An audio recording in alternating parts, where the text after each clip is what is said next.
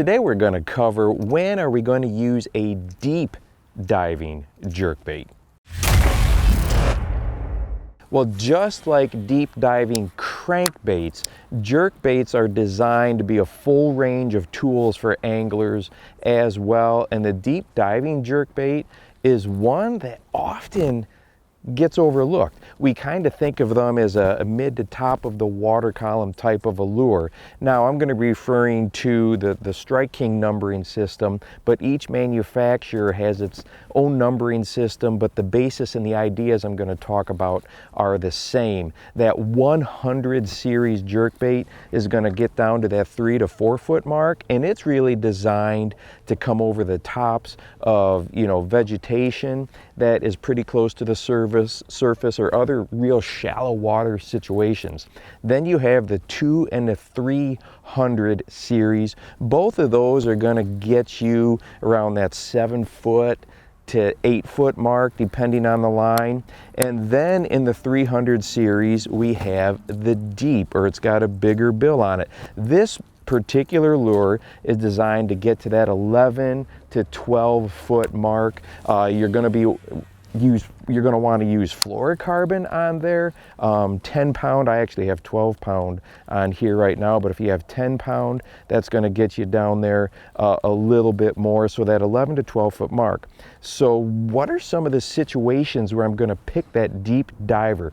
Well, one, we know that jerkbaits are really best suited for ultra clear water situations. So in the warmer months, your spring, late spring, summer into early fall, the strike zone in that clear water from the bass is going to be a little bit larger. They're going to be willing to chase a little bit more, especially smallmouth. If you have smallies, they will really come chase. And in those types of situations, your traditional 2 and 300s are going to do pretty good.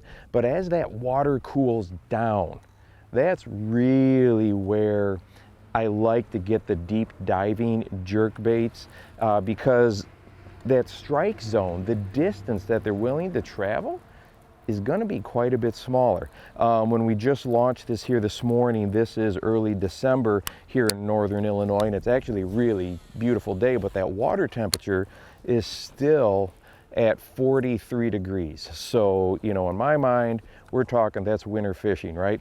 So the distance that those largemouth are going to be willing to travel is not as far. So if I can double the depth of my jerkbait from that, 6 foot, get it down to that 11, 12 foot range, the odds of coaxing a more lethargic fish into striking, it goes way, way up. One of the things that is often overlooked when it comes to deep diving jerkbaits is anglers oftentimes don't make a cast as far or as long as they should. To get this lure to run at its optimum depth, we have got to make a really, really, really long cast, go ahead and reel it down to depth, and then it's going to be in that optimal zone longer. What will happen if we don't make a long cast is it'll come down, be in the zone just for a little bit, and then you're going to start pulling it back up, a lot like a deep diving crankbait if you don't make those really long casts. So that's probably the number one mistake, is not making a long enough cast. And these particular lures, the way they're weighted in that internal chamber, boy, they can just go a country mile. So make sure you get your reel set right to get that long cast to it.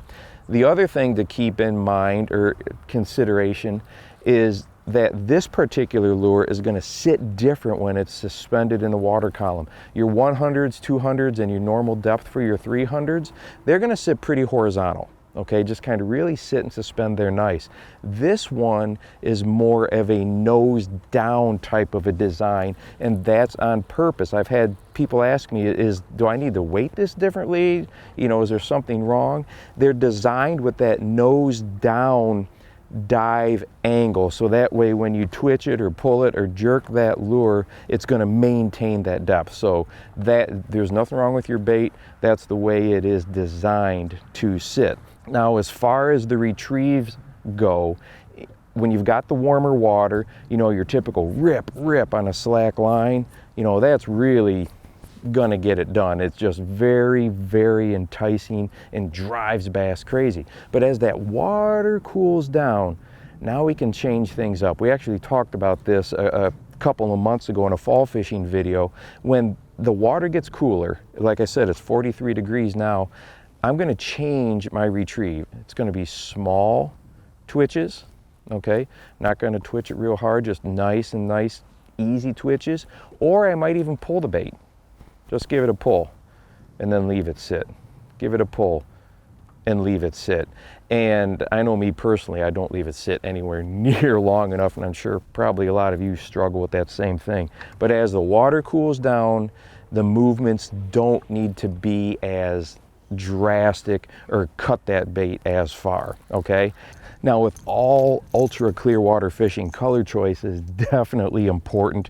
This here is more of a perch color that I'm kind of using to mimic bluegill and sunfish that I have here in the water. But you know, if you have, you know, minnows, shad, alewives, whatever, make sure that you match the colors the best you can. Emerald Shiner is another really big one. So in that clear water, especially when it's cool with lethargic bass, they're going to really kind of take a look at it.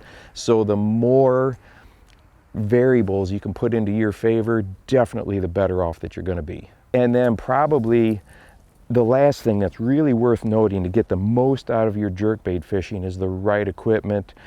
This actually is the brand new KVD Lew's rod designed for jerkbait fishing. It's 6'8". So the rod tip, because I'm only about 5'10", 5'11", the rod tip is not clacking into the water. So this 6'8" is just an excellent length for me. It is a medium heavy power rating, but here's the key, is that the action, the tip, is only a fast, not an extra fast. So it has a little more give to it, as you can see here, before it gets down into the backbone. Often with jerkbait fishing, you're not even gonna know you've got that fish until the next time you rip the lure, and it's just gonna be weight, and you're just gonna load down onto it. So that's where that fast tip, as opposed to an extra fast, is definitely something worth noting for sure. And hey, if you want to watch a video on these brand new rods and reels, I just did one here this last week. Go ahead and check this out. And don't forget to go out and encourage someone today. You never know how you might just change their life for the bass fishing life. I'm your host, Steve Rogers.